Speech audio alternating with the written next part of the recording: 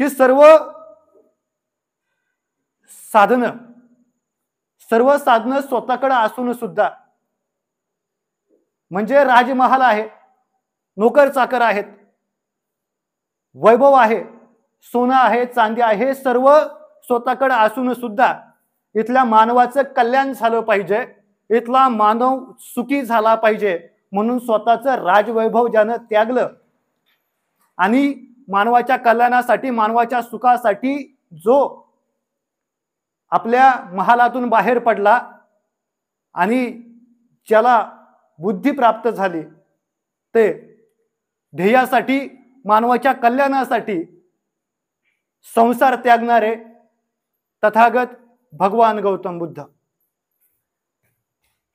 इथला सर्वसामान्य शेतकरी जगला पाहिजे, इथला कष्टकरी माणूस जगला पाहिजे आणि ज्या मातेनं स्वप्न पाहिलं, ज्या मातेनं एक ध्येय निश्चित केलं होतं की माझा जो मुलगा आहे तो इथला कष्टकरी, इथला महिला आणि इथल्या सर्वसामान्य माणसांसाठी जगेल, त्यांचं संरक्षण करेल, असं ध्येय ज्यांनी पाहिलं त्या जिजाऊ माँसाहेब, आणि हे स्वप्न ज्यांनी प्रत्यक्षामध्ये उतरवलं ते छत्रपती शिवाजी महाराज. ज्याने स्वप्न पाहिलं होतं की इथला आदिवासी असेल, इथला भटका विमुक्त असेल, इथला दलित असेल, ही सर्व पोरं शिकली पाहिजेत, मोठी झाली पाहिजेत, म्हणून ज्याने स्वप्न पाहिलं आणि एवढंच काय, जीवाच्या शेवटच्या श्वासापर्यंत, शरीराच्या शेवटच्या श्वासापर्यंत ज्या माणसानं इथल्या दलितांसाठी, आदिवासींसाठी, मागासवर्गीयांसाठी या ठिकाणची सर्वात पहिले आरक्षणाची मुहूर्तमेढ ज्यांनी रवली ना, ते राजश्री शाहू महाराज. एक सर्वसामान्य घरातील पोरग, ज्या पोराला साधा पाण्याचा घोट कधी विचारून पेता आला नाही, त्या पोरानं वर्गामध्ये बसावं आणि वर्गातल्या पोरानं म्हणावं तू वर्गात बसू शकत नाही, तू वर्गाच्या बाहेर बस. ज्या पोरानं वर्गाच्या बाहेर बसावं, प्रचंड त्या पोराला तहान लागावी, तहान लागल्यानंतर सुद्धा समोर माठ दिसतोय, पण माठ जरी दिसत असला तर तो पोरगा त्या माठापर्यंत जाऊ शकत नाही, त्या ग्लासाला हात लावू शकत नाही. का? तर तो दलित आहे. अशी परिस्थिती असून सुद्धा पुढे जाऊन ज्या पोराला पाण्याच्या घोटासाठी नाकारलं गेलं, पुढे जाऊन हाच पोरगा भारतातल्या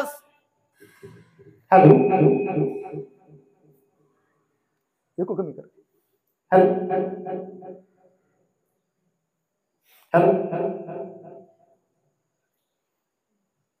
2 मिनिटं टेस्टिंग साठी घेतले चालतील ना?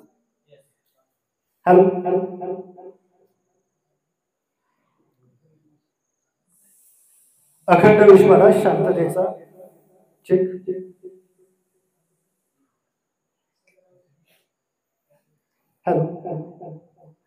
डबल इको होत आहे, सिंगल आला पाहिजे.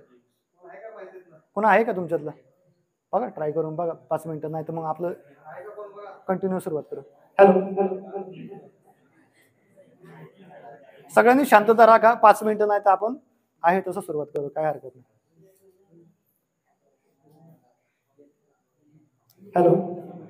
Hello check.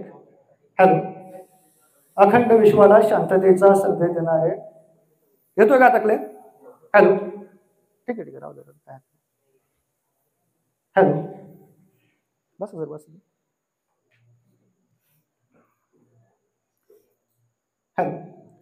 एक सर्वसामान्य घरातील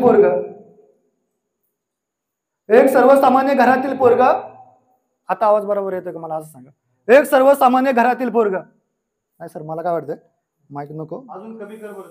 नाही ना, त्याचा नाही काय विषय, काय झालंय आपलं अंतर कमी आहे, काय होणार आवाज याच्यातून बोललो ना आपण का ते भिंतीवरती जो आपल्या आवाजाच्या लहर इथं धडकणार, हे होणार. तसं बोलूया, काय हरकत नाही, कारण तुम्हाला पण स्पष्ट होणार नाही आणि मला पण नीट बोलता येणार नाही. एक सर्वसामान्य घरातील पोरग की ज्या पोराला इथलं वर्गामध्ये बसता आलं नाही, ज्या पोराला समोर माठ दिसत होता पण त्या माठातलं पाणी त्या पोराला पिता आलं नाही. का? तर तो दलित समाजातला पोरगा होता. प्रचंड अन्याय सहन केला पोराने, प्रचंड कष्ट वेदना सहन केल्या. इथल्या जातीवादी व्यवस्थेनं त्या माणसाला, त्या पोराला कधी मानवतेची वागणूक दिली नाही. ज्या पोराला इथं पाण्याच्या घोटाला नाकारलं गेलं, पुढे जाऊन त्याच पोरानं या भारतातली सर्वात पहिली 10 धरणं, म्हणजे ज्याच्यामध्ये हिरडाकूट असेल, भाकरा नांगल असेल, अशी भारतातली पहिली 10 धरणं ज्या वेळेस पाटबंधारे विकास मंत्री होताना ज्यानं बांधली ते विश्वरत्न डॉक्टर बाबासाहेब आंबेडकर. छत्रपती शिवाजी महाराजांचा विचार हा विदेशात गेला पाहिजे. डॉक्टर बाबासाहेब आंबेडकरांचा विचार तळागाळात गेला पाहिजे. म्हणून ज्या महापुरुषानं छत्रपती शिवरायांचे पोवाडे थेट विदेशात गायले ते कॉम्रेड अण्णाभाऊ साठे. आणि उगाच नाही बहरला निसर्ग या जगाचा, उगाच नाही बहरला निसर्ग या जगाचा, रक्ताचे पाणी केले मूळ निवासीने. उगाच नाही बहरला निसर्ग या जगाचा, रक्ताचे पाणी केले मूळ निवासीने. आणि जगवतो साऱ्या जगाला, इतके मोठे काम केले आदिवासीने. इतकं मोठं काम करणारे बिरसा मुंडा, तंट्या भिल्ल, नाग्या कातकरी अशा सर्वच महापुरुषांना विनम्र अभिवादन करतो.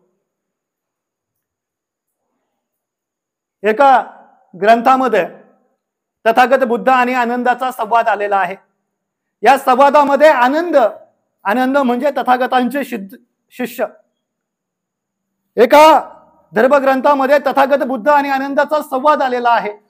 या संवादामध्ये आनंद तथागतांना प्रश्न करतात की हे तथागता, मूलगंध, पुष्पगंध आणि सारगंध हे गंधाचे 3 प्रकार साऱ्या जगाला घेत आहेत, पण असा कोणता गंधाचा प्रकार आहे का की ज्याचा सुगंध वाऱ्याच्या दिशेने सुद्धा जातो आणि वाऱ्याच्या विरुद्ध दिशेने सुद्धा जातो? त्यावेळेस उत्तर देताना तथागत बुद्ध म्हणतात की हो आनंदा, मूलगंध, पुष्पगंध आणि सारगंध हे गंधाचे 3 प्रकार साऱ्या जगाला घेत आहेत, पण 4था महापुरुषाचा गंध अर्थात कीर्तिगंध नावाचा गंध की ज्याचा सुगंध हा वाऱ्याच्या दिशेने सुद्धा गेला होता आणि वाऱ्याच्या विरुद्ध दिशेने सुद्धा गेला होता. मला वाटतं बिरसा मुंडा ते कीर्तिगंध असावेत की ज्याचा सुगंध हा वाऱ्याच्या दिशेने सुद्धा गेला होता आणि वाऱ्याच्या विरुद्ध दिशेने सुद्धा गेला होता. आणि म्हणून आपण जगायचं कसं तर बिरसा मुंडांसारखं जगायचं. आपण जगायचं कसं तर छत्रपती शिवरायांसारखं जगायचं. आपण जगायचं कसं तर महात्मा फुले, डॉक्टर बाबासाहेब आंबेडकर, छत्रपती शाहू महाराज यांच्या सारखं जगायचं. का माहित आहे? ही माणसं कधीच स्वतःसाठी जगली नाहीत. ही माणसं कोणासाठी जगली तर इथल्या समाजासाठी जगली. पोरांनो लक्षात घ्या, जी माणसं स्वतःसाठी जगतात ती मेली की संपतात, पण जी माणसं इथल्या समाजासाठी जगतात ती हे जग सोडून गेल्यानंतर सुद्धा कैक वर्ष इथल्या माणसांच्या स्मरणात राहतात.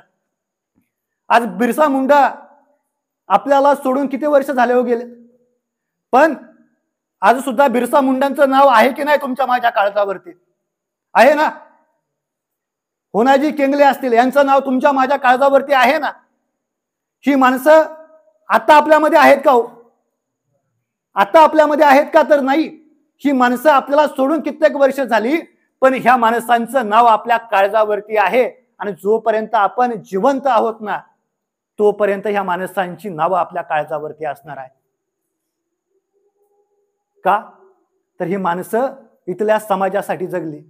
आपण बिरसा मुंडांची जयंती साजरी करतो ना, 9 ऑगस्ट आदिवासी दिन, जागतिक आदिवासी दिन साजरा करतो ना आपण. आता मला सांगा की आपण जर 9 ऑगस्ट हा जागतिक क्रांती दिन म्हणून साजरा करत असू, आपण जर बिरसा मुंडांची जयंती साजरी करत असू, आपण तंट्या भिल्ल, नाग्या कातकरी या क्रांतिकारकांची जयंती साजरी करत असू, आपण ज्या क्रांतीच्या भूमीत आहोत ती जांभुरीचे क्रांतिकारक आणि ज्यांनी संपूर्ण आदिवासी समाजाला एक प्रेरणा दिली ते होनाजी केंगले यांची आपण जयंती साजरी करत असू, तर आपण आपल्या आजोबांची जयंती साजरी करतो का? करतो का? माग आपण आपल्या आजोबांची जयंती साजरी करतो का? तो टेन्शन मध्येच आहे. आपण आपल्या पंजोबांची जयंती साजरी करतो, आपण आपल्या खापर पंजोबांची जयंती साजरी करतो. बरं, बिरसा मुंडांबद्दल आपल्याला प्रेम आहे का? बरोबर. तंट्या भिल्लांबद्दल, होनाजी केंगलेबद्दल, आपल्या आजोबांबद्दल, आपल्या आजोबांबद्दल कोण नाही म्हणतंय?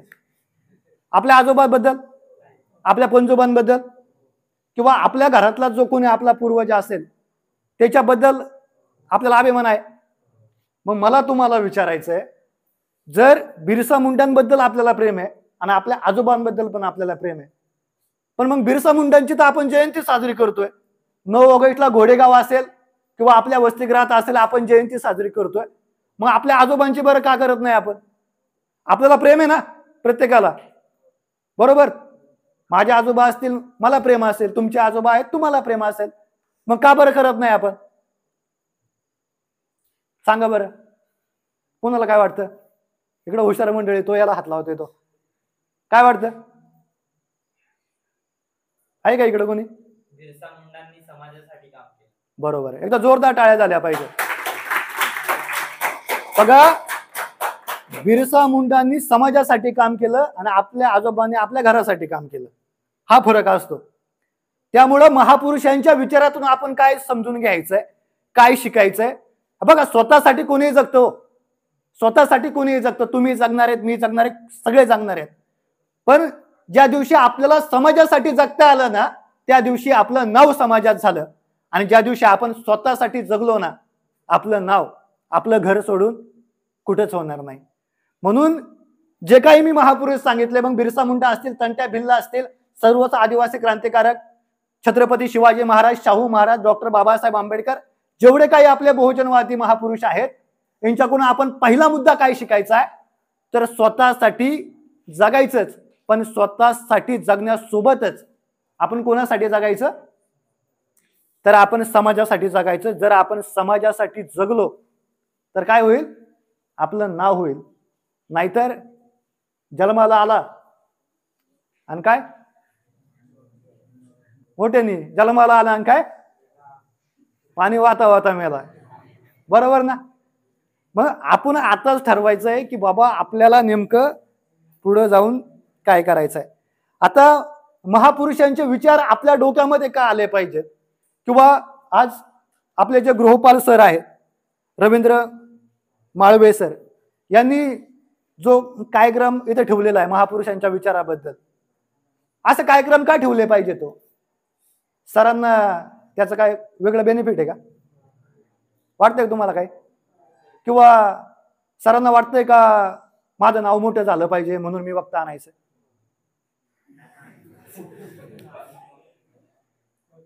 एक लक्षात घ्या, एक प्रांजळपणे सांगतो, मी वसतिगृहाचा विद्यार्थी आहे. ते सेटल आहेत.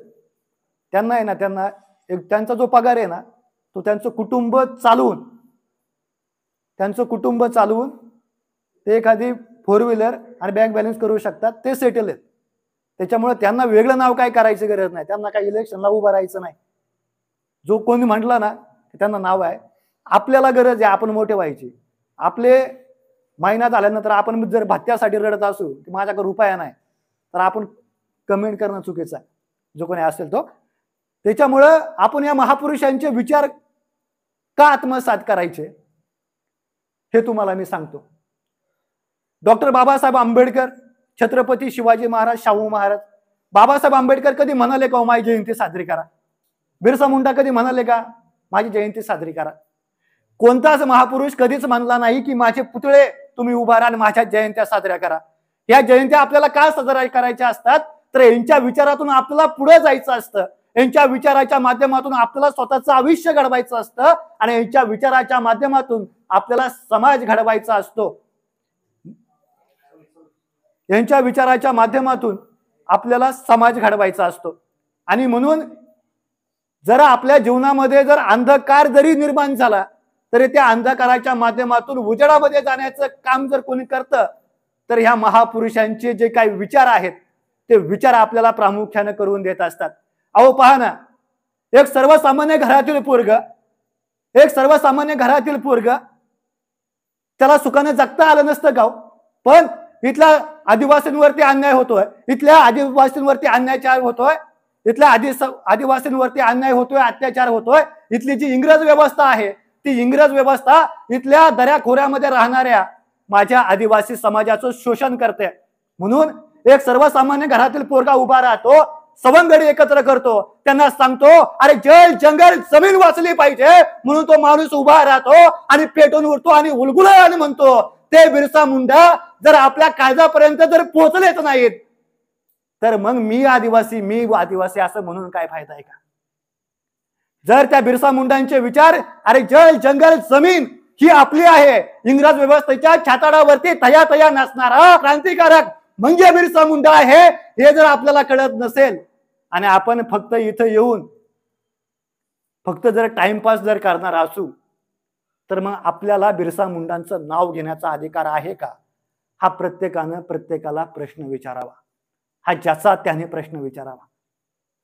या महापुरुषांची गरज का आम्हाला लागते किंवा या महापुरुषांचे विचार का आत्मसात करायचे हे तुम्हाला सांगतो. एक सर्वसामान्य घरातील पोरग होतं. ते पोरग कॉलेजला गेलं. कॉलेजला त्याला शिष्यवृत्ती भेटत होती, पण ही शिष्यवृत्ती भेटत असताना सुद्धा तिथला जो संस्था चालक आहे त्या संस्था चालकाने ठरवलं होतं की हिच्याकडून अधिकचे पैसे लुटायचे. ते पोरग शाळेत गेलं. त्या पोराला सांगितलं गेलं की तुला फी भरावी लागेल. तो म्हणला माझ्याकडे पैसे नाहीत साहेब. तो म्हणला नाही, जर तुला फी भरायची ऐपत असेल तर तू वर्गात बसला पाहिजे, नाहीतर तुला वर्गात बसण्याचा अधिकार नाही. ते पोरग दुसऱ्या दिवशी आलं. दुसऱ्या दिवशी तुझं त्या शिक्षकानं त्याला तेच वाक्य सांगितलं. ते पोरग बोलत असताना इतर वर्गातली पोरं हसत होती. त्या पोराच्या जीवामध्ये ते जे शिक्षक बोलले होते ते घाव त्याच्या काळजापर्यंत पोहोचले. आणि हे काळजावरती पोहोचल्यानंतर त्या पोरानं करावं काय? ते पोरग वर्गाच्या बाहेर आलं आणि घरी जाता जाता पायी पायी चाललं होतं. त्याला एक ब्रिज भेटला आणि त्याला वाटलं की आता आपलं काहीच होऊ शकत नाही. आपल्याला वर्गातली पोरं हसली, आपण फी भरू शकलो नाही. त्या पोरानं केलं काय? ब्रिजवरती उभं राहिलं आणि पाण्यामध्ये उडी घेतली आणि आपलं स्वतःचं आयुष्य संपवलं. महापुरुषांचे विचार का गरजेचे आहे? ज्या वेळेस बिरसा मुंडा लढत होते, इंग्रजांच्या विरोधात लढत होते, त्यावेळेस त्यांना अन्याय सहन करावा लागला नाही का?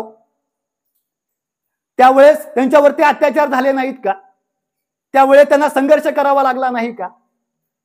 बिरसा मुंडांना सर्व संघर्ष करावा लागला, पण हे संघर्ष करत असताना सुद्धा बिरसा मुंडांकडे लढण्याची ताकद होती.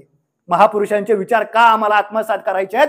तर महापुरुषांचे विचार आत्मसात याच्यासाठी करायचे आहेत, अरे आमच्यावरती अन्याय झाला म्हणून आम्ही मरण्यासाठी नाही, तर आमचे महापुरुष सांगतात अरे मरणारी माणसं डरपोक असतात, जी माणसं लढतात ना ती खरी शूरवीर असतात. अरे लढायचं कसं हे कळायचं असेल तर आम्हाला बिरसा मुंडा वाचावं लागेल.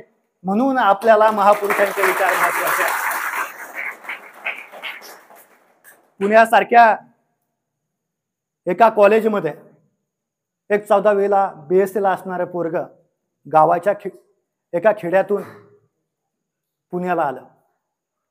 आईचं स्वप्न होतं की माझं पोरग इंजिनियर होईल, बापाचं स्वप्न होतं पोरग इंजिनियर होईल.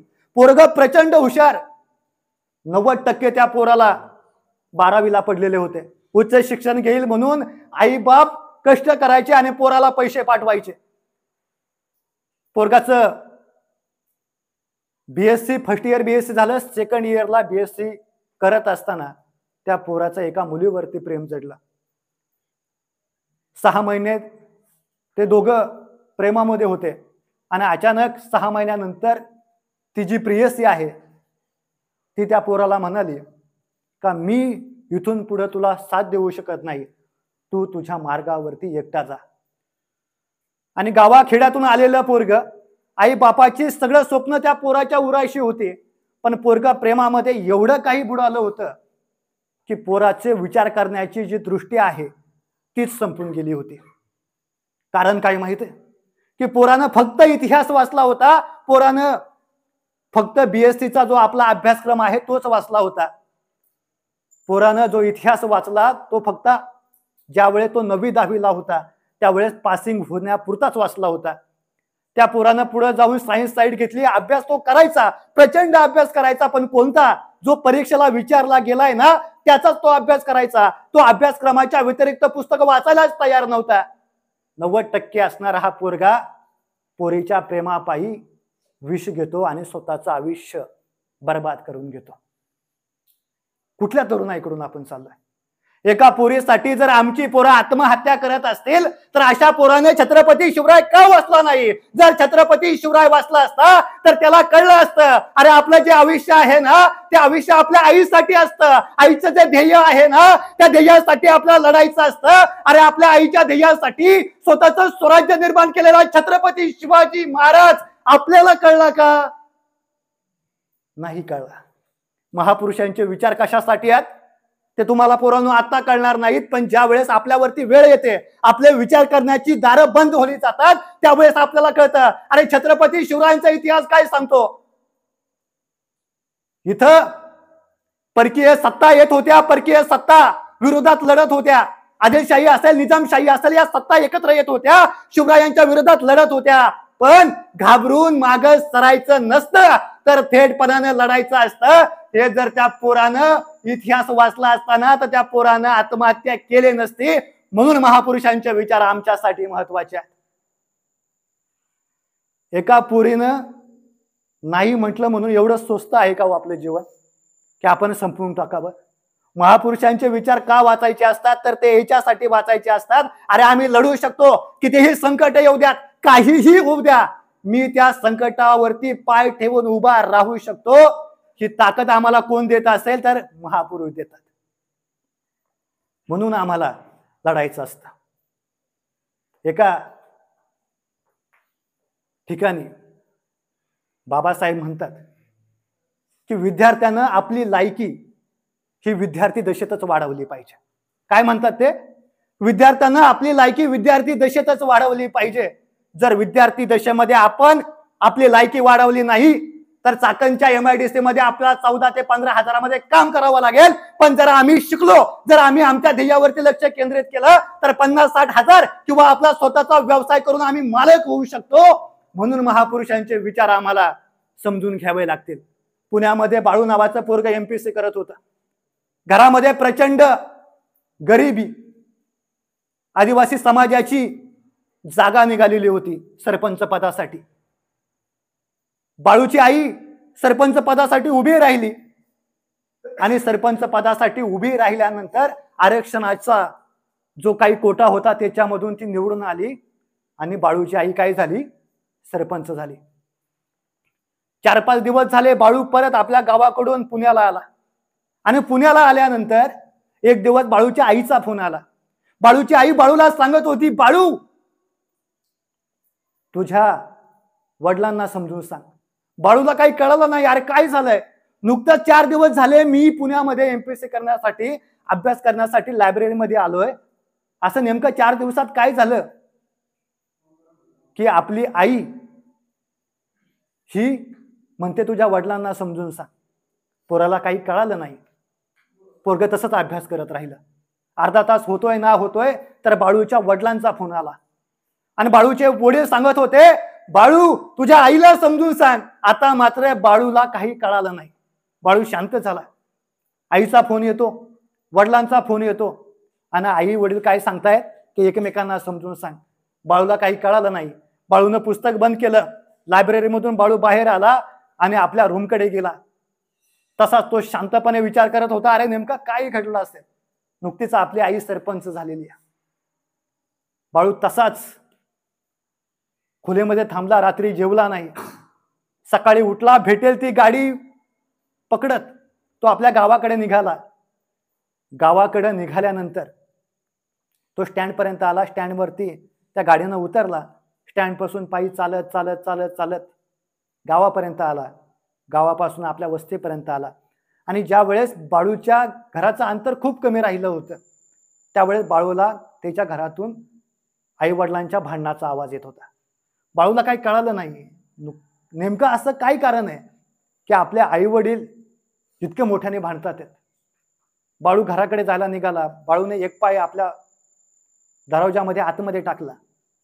तेवढ्यात बाळू आणि बाळूचे वडील आणि बाळूची आई बाळूकडे आली आणि बाळूचे वडील आहेत ते बाळूला सांगत होते, बाळू तुझ्या आईला समजून सांग. बाळूला काही कळालं नाही. बाळू म्हणलं काय झालंय? त्यावेळेस बाळूचे वडील सांगू लागले, बाळू बघ, गावामध्ये आदिवासी महिलेची सरपंच पदासाठी जागा निघालेली होती. तुझ्या आईला सरपंच करण्यासाठी रंगा पाटलानं पॅनल उभं केलं, लागेल ती मदत केली. मग जर रंगा पाटलानं पॅनल उभं केलं असेल, निवडणुकीसाठी मदत केली असेल, तर रंगा पाटील जे काम सांगत आहे ते तुझ्या आईनं केलं पाहिजे. त्यावेळेस बाळूची आई पुढे आली आणि बाळूला सांगू लागली, बाळू अरे रंगा पाटलानं पॅनल केलं, उभं केलं, हे बरोबर आहे. रंगा पाटलानं पॅनल उभं केलं हे बरोबर आहे. मला निवडून आणण्यासाठी रंगा पाटलानं काही पैसे खर्च केले हे सुद्धा बरोबर आहे. पण पोरा, इथल्या दलित वस्तीसाठी आलेला निधी रंगा पाटील हडपू पाहत आहे. सांग पोरा, मी त्या कागदावरती सही कशी करू? त्यावेळेस त्या बाळू नावाच्या पोरानं दिलेलं उत्तर मला खूप महत्वाचं वाटतं आणि इथं बसलेल्या प्रत्येकानं ते उत्तर आपल्या कागदामध्ये लिहून ठेवायचं. त्या बाळूनं उत्तर दिलं की आई तू त्या कागदावरती सही करणार नाही. आई तू त्या कागदावरती सही करणार नाही, कारण तू सरपंच कोणा रंग पाटलामुळे नाही, तू सरपंच भारताच्या संविधानामुळे झालेली आहे. ही सगळ्यात महत्वाची गोष्ट आहे.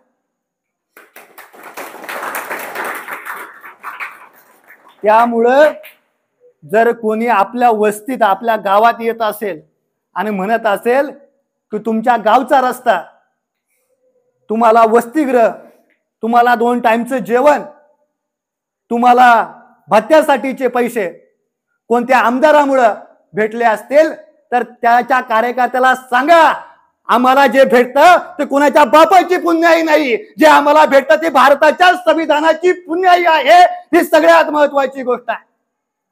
आणि हे कधी कळणार हो? आम्हाला आमचे हक्क कधी कळणार? ज्या वेळेस आम्ही महापुरुष वाचू.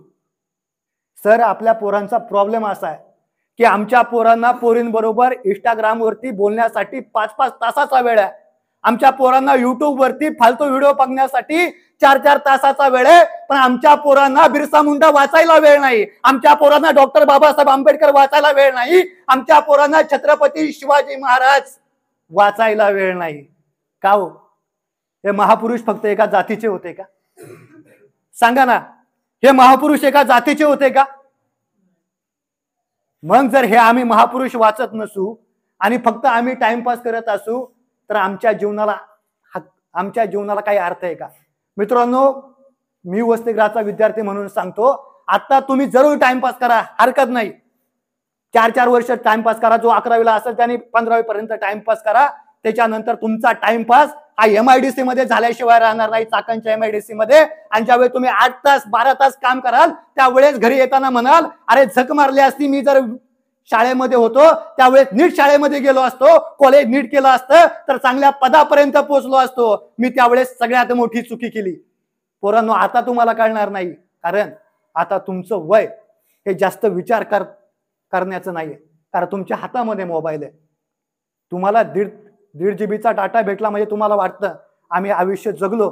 लक्षात घ्या, 15वी झाल्यानंतर ज्यावेळेस तुम्ही बाहेर पडाल आणि तुम्हाला ज्यावेळेस सांगितलं जाईल की तुमची टक्केवारी किती, तुम्हाला सरकारी नोकऱ्या लागणार नाहीत. अहो, लागतील कशी? आपले जर निम्म्यापेक्षा जास्त पोरं जर फक्त हॉस्टेलमध्ये झोपाच काढत असतील तर ते लागणार आहेत का? मग आपली अवस्था काय होणार? हाडवळ्यात जायचं, हाडकीत जायचं, आवणी करायची आणि हाय भात जोडायला, याला विचारायचं किती? 300 रुपये एक बाटली देतो का? आणि मग आपण ते करायचं. मी त्या भागातलं आहे, तुमच्याच भागातलं आहे. आवणी करायची, कोणतरी कोणाला म्हणायचं खोते देतो का? 7-8 हजार रुपयाची खोती घ्यायची, 200-300 रुपये ते, संध्याकाळी बाटली, संपला विषय. आपल्याला हेच करायचंय का? आपल्याला जर हेच करायचं असेल ना, मी म्हणतो अभ्यास करूच नका, काय हरकत नाही. जेवायला भेटते, जेवा, मस्तपैकी झोपा. पण जर तुम्हाला पुढे जाऊन 8-8 आणि 10-10 आणि 12-12 हजारात काम करायचं नसेल, तर पोरांनो, आता ठरवलं पाहिजे आपल्याला काय करायचं आणि आपल्याला शिकलं पाहिजे. ही माणसं या पदापर्यंत उगाच येत नाहीत. तुम्ही टॉन्ट मारत असाल मागं, क्लास 1 पोस्टवरती, क्लास 2 पोस्टवरती ही माणसं आहेत. कधीतरी यांच्या ऑफिसमध्ये येऊन यांना विचारा की सर, तुम्ही ह्या पदापर्यंत आलात, कसे आलात? कारण हे वेल सेटल आहेत ना? वाटतंय का वेल सेटल तुम्हाला? आपलं काय हो इथून घरी गेल्यानंतर? मी वसतिगृहाचा विद्यार्थी आहे, मला इथपर्यंत माहीत आहे की ज्या वेळेस महिना जवळ यायचा त्यावेळेस माझ्याकडं साबणासाठी सुद्धा पैसे नसायचे. भत्त्यावरती आम्ही आमची शिक्षणाची व्यवस्था केलेली आहे. आपली सगळ्यांची परिस्थिती तीच आहे. कोणाच्या घरातला कोणी अंबानी नाही इथं. प्रत्येकाची भातशेती आहे आणि त्या भातशेतीत किती उगवतं तुम्हाला माहिती आहे. तुम्ही जर बागायतदाराच्या पुढचे असता 50-50 एकर तुमच्या घरी असते तर नसता अभ्यास केला तरी चालला असतं. का बापाने भरपूर कमवून ठेवलंय. आपल्याकडे काय हो? आपल्याकडे काय आहे का? तुमच्या बापाकडे कोणाकडे कंपनी आहे का? तुम्ही घरात बसून खाऊ शकता आहे का? किंवा तुमच्याकडे असं कोणी आहे का?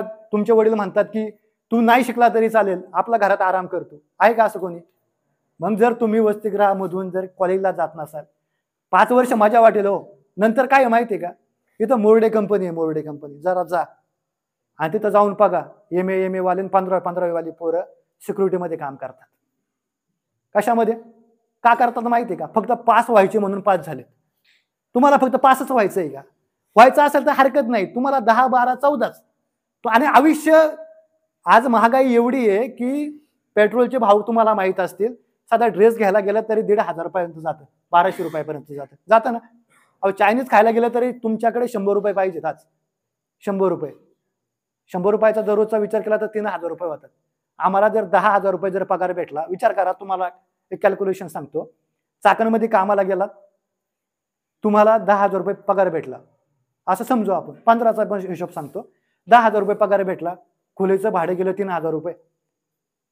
जर तुमचं लग्न झालं असेल तर किराण्यासाठी गेले 3,000 रुपये. किती गेले? 6,000 रुपये. राहिले किती? 4,000तून तुम्हाला घरी तर किमान 2,000 रुपये पाठवावे लागतील. 2,000 तुमचं होईल महिनाभराचं. 15,000चं तसंच आहे, 20,000चं तसंच आहे. काय तुम्हाला 3-4 हजार रुपये उरणार? 3-4 हजारात तुम्ही तुमचं आयुष्य आरामदायी करू शकता का? 15,000 रुपये तुम्हाला पगार भेटला. आज चाकणला 15-16 हजार पगार भेटतो. 15,000 रुपये भेटला, बरोबर. खोलीचं भाडं गेलं 3,000 रुपये. तुमचं जर लग्न झालं, समजा लग्न नसं झालं तर 2,000 रुपये मेसला गेले, 2-2.5 रुपये, म्हणजे 5,000 रुपये ते गेले. राहिले किती? तुमच्याकडे 10,000 रुपये. तुम्हाला पेट्रोल आहे, पेट्रोलला 2-3 हजार रुपये गेले, बरोबर. घरी 5,000 रुपये तर द्यायला लागतील ना, मोठे तुम्ही घरातले म्हणून. राहिले किती तुमच्याकडे? 2-3 हजार रुपये. मी म्हणतो 4,000 रुपये राहिले. 4,000 रुपयामध्ये महिनाभर काय करणार होतो तुम्ही? मग आयुष्य आपलं याच्यासाठी आहे का की आपण 4,000त जिंदगी करायची? अहो 2 ड्रेस घेतले 2-2 हजाराचे तर तुमचे पैसे संपले. काय करणार आहे तुम्ही? मग तुम्ही आत्ता ठरवा की हे 5 वर्ष तुम्हाला जे भेटले ते माझ्या हाजा करायचे. माझ्या हाजा केली तर तुम्हाला सजा भेटणार.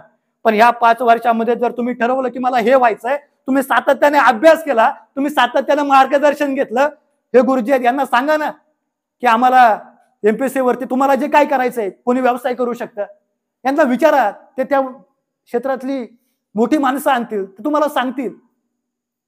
पण जर तुम्ही बोललेच नाही, जर तुम्ही फक्त टाइमपास केला. आणि एक गोष्ट सांगतो, इंस्टाग्रामवरती, फेसबुकवरती स्टेटस हे फक्त 5 वर्ष चालतात. किती वर्ष? फक्त 5 वर्ष. एकदा तुमचं लग्न झालं ना, तुमचं स्टेटस सुद्धा कोणी बघत नाही. तुम्हाला तुमचं स्टेटस स्वतःला निर्माण करावं लागतं. मग तुम्ही आत्ताच ठरवायचंय की तुमचं जे स्टेटस आहे ते स्टेटस तुम्ही बनवायचं की नाही बनवायचं. आणि म्हणून महापुरुषांचे विचार गरजेचे आहेत. अहो बाबासाहेबांचा एकदा विचार बघा ना. बाबासाहेबांचा विचार, बाबासाहेबांना जातीच्या बाहेर, जातीच्या चष्म्यातून बघूच नका. एकदा बाबासाहेब तुम्ही महापुरुष म्हणून बघितले ना तर तुमच्या आयुष्यामध्ये क्रांती झाल्याशिवाय राहणार नाही. बिरदेव डोन नावाचा व्यक्ती ऐकलाय तुम्ही? बिरदेव डोन कोण होता हो? धनगराचा मुलगा होता ना. ज्यावेळी त्याला पत्रकारांना प्रश्न विचारला, एक धनगराचा पोरगा असताना सुद्धा तू यशाच्या शिखरावरती कसा काय पोहोचला, त्यानं उत्तर दिलं, माझी प्रेरणा जर कोण असेल तर ते डॉक्टर बाबासाहेब आंबेडकर होते की ज्यांनी सांगितलं, अरे शिका म्हणून मी शिकलो, म्हणून पदापर्यंत पोहोचलो. आमचा प्रॉब्लेम काय आहे? आमचा प्रॉब्लेम काय माहिती आहे? मी वसतिगृहाला असताना एक माझा सहकारी मित्र होता. त्याचं आडनाव घेणार नाही मी, नाव सांगेल तुम्हाला फक्त. रमेश नावाचा पोरगा होता. 14 एप्रिलचा दिवस होता. मी त्याला म्हटलं की अरे बाबासाहेबांचा कार्यक्रम आहे, तू चल खाली. आपल्याच आदिवासी भागातला पोरगा होता. सांगायला हरकत नाही, आदिवासी होतं. आणि आपण सगळे एक आहोत. जात पात आपण कोणीच मानायची नसते. त्याला मी म्हणलं, अरे चल बाबासाहेबांची जयंती. तो म्हणाला, का? बाबासाहेब तर दलितांचे नेते आहेत. बाबासाहेब तर दलितांचे आहेत. अरे मी म्हटलं, तू असं का म्हणतोय? तू बघ ना भारताचं संविधान, बघ ना, तू बघ ना आदिवासी विभाग आहे, तू बघ ना समाज कल्याण विभाग आहे, तू बघ ना तुला वसतिगृहामध्ये ज्याप्रमाणे तो समाज कल्याणच्या विभागामध्ये आज राहतोय त्याप्रमाणे तू आदिवासी विभागामध्ये सुद्धा तुझ्यासारखी तुझी भावंड, माझ्यासारखी माझी भावंड आज शिकतायत. ज्यांच्या घरची परिस्थिती गरिबीची आहे ती शिकतात ना, ती बाबासाहेबांमुळे. तो म्हटला तेवढा माझा अभ्यास नाही, पण बाबासाहेब पण तुमच्यासाठी खूप काय केलं. अरे म्हणलं, तुमच्यासाठी ही काय संकल्पना आहे? महापुरुष एका जातीचे नसतात रे, महापुरुष हे सगळ्या जातींचे असतात. तो म्हणला ठीक आहे, पण मला तर तसंच वाटतंय. मी ज्या गावातून येतो साहेब, ते जांभोरी गाव आहे. त्या जांभोरीमध्ये मी माझ्या एका मित्राला बाबासाहेबांच्या जयंतीचा हँडवेल दिला. आणि हँडवेल दिल्यानंतर तो पोरगा घराच्या दिशेने निघून गेला. आणि त्याच दिशेनं एक किराणा मालाचं दुकान होतं. मी परत घरी आलो आणि माझ्या वडिलांनी सांगितलं की जा दुकानातून साखर घेऊन ये. मी परत त्या रस्त्यानं जात असताना मला तो बाबासाहेबांचा हँडवेल आहे तो फाडलेला दिसला. आणि तो फक्त एकदा फाडलेला नव्हता, तर तो 8-10 त्याचे असे तुकडे केलेले होते. अरे मी विचार केला की अशिक्षित माणसं, ग्रामीण भागातील अशिक्षित माणसं ज्यांचं शिक्षण झालं नाही, त्यांना बाबासाहेबांबद्दल असं वागलं तर एक वेळ मानू शकतो की त्या माणसाचं शिक्षण नाही झालं. अरे पण हा पोरगा तर 12वी झालेला आहे ना, हा पोरगा असं कसं काय करू शकतो?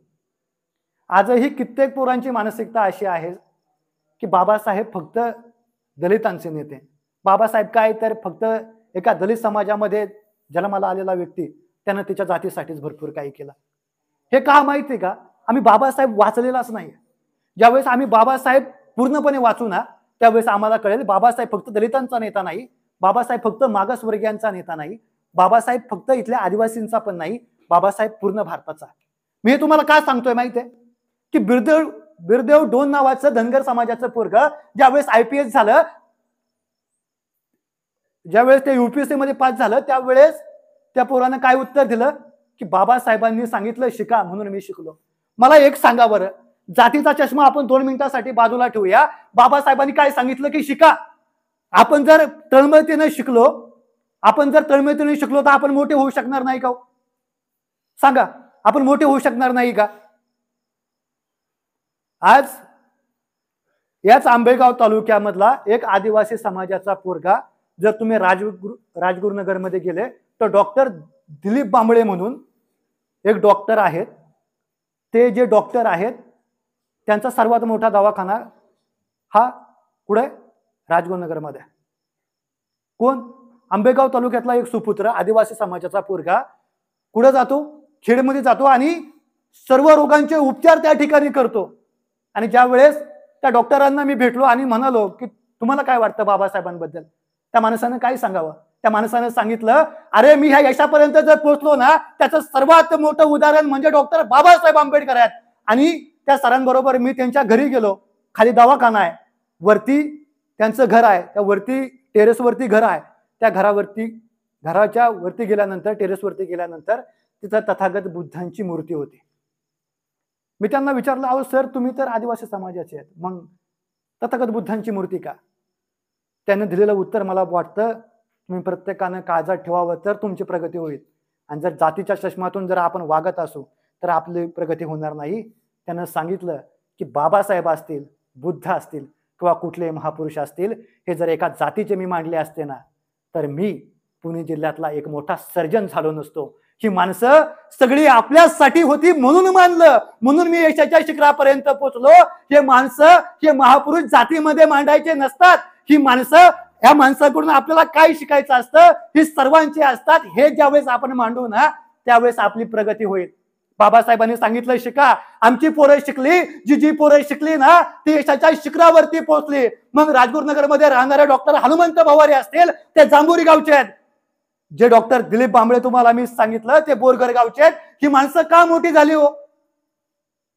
का मोठी झाली? तर ह्या माणसांनी महापुरुषांचे विचार अंमलात केले.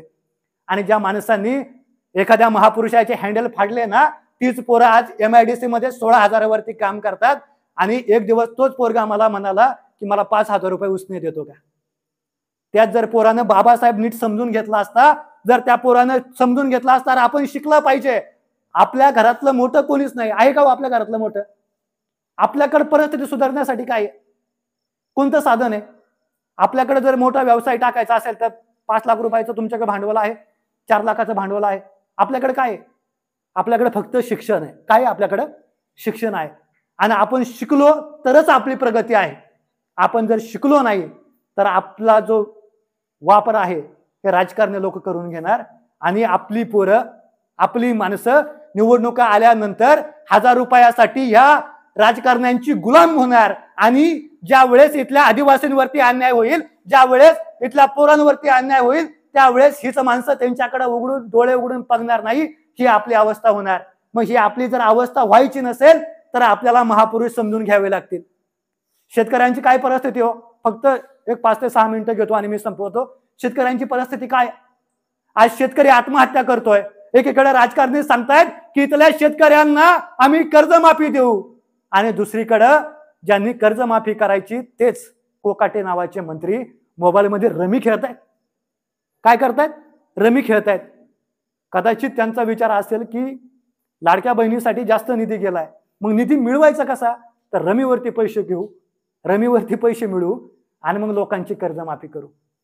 मग अशा मंत्र्यांसाठी आम्ही त्यांच्या मागे हिंडणार आहोत का.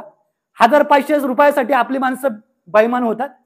बाबासाहेबांनी सांगितलं होतं, अरे तुम्ही राजे आहात, तुम्ही तुमचा स्वतःचा हक्क आणि अधिकार समजून घेतला पाहिजे. आपण बाबासाहेब वाचलेत नाहीत, घटनाच वाचली नाही. आपल्याला बाबासाहेब कधी आठवतात, ज्या वेळेस एखादा आमदार ज्या वेळेस सांगतो की धनगर समाजाला आदिवासींमध्ये इन्क्लूड करायचं आहे, त्यावेळेस मात्र आम्ही जागे होतो. आणि त्यावेळेस आम्हाला वाटतं अरे आता सगळं संपलं. आणि मग आम्ही सांगायला लागतो अरे बाबासाहेबांनी घटनेचा अधिकार दिलाय, तुम्ही कोण काढणार आहे. आणि ज्या वेळेस याच बाबासाहेबांचं संविधान, आपलं संविधान जंतर मंतरवरती जाळलं जातं, त्यावेळेस एकाही समाजाच्या पोराचा, एकाही समाजातल्या व्यक्तीचा आवाज उठत नाही. का उठत नाही. म्हणजे स्वतःच्या स्वार्थासाठी आलं की बाबासाहेब आपले, आणि ज्या वेळेस आपला काही समावेश नसेल त्यावेळेस बाबासाहेब आपले नाही. असं जर चालणार असेल तर इथली जी सत्ताधारी व्यवस्था आहे ती तुमचं आरक्षण काढण्याच्या प्रयत्नात आहे. बाकी तुमचं तुम्ही समजा. जाता जाता एवढंच सांगेल की उडवाचं मान माझी माझा नकार नाही.